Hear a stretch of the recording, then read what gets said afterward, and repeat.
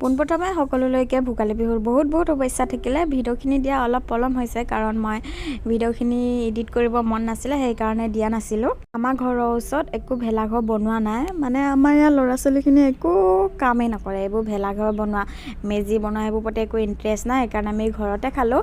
আৰু এয়া আমাৰ জেঠাইহঁতৰ গাঁৱৰ পৰিৱেশ। আমি জেঠাইহঁতৰ ঘৰত চুৰ কৰিব গৈছিলোঁ ৰাতি।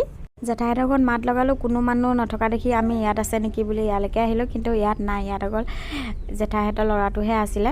আৰু এয়া আমাৰ জেঠাইহঁতৰ ঘৰত সোমাই আমি পিঠাও খাই আহিছোঁ, লগতে চুৰো কৰিছোঁ বাৰু। আৰু এয়া আমি সিহঁতৰ গাঁৱতে চুৰ কৰিছোঁ, আমাৰ ঘৰৰ ওচৰত ক'তো চুৰ কৰা নাই।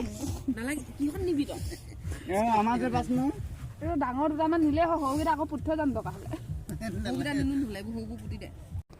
এয়া চুৰ কৰিব গৈ সফল হোৱা আনন্দতে আমি ভিডিঅ' এটা বনাইছোঁ। এই খৰিডাল জেঠাই ঘৰৰ পৰা চুৰ কৰিছে। মই বস্তাটোত মূলা আৰু আলু ভৰাই আনিছোঁ। আমাৰ দৰ্শনাই আলু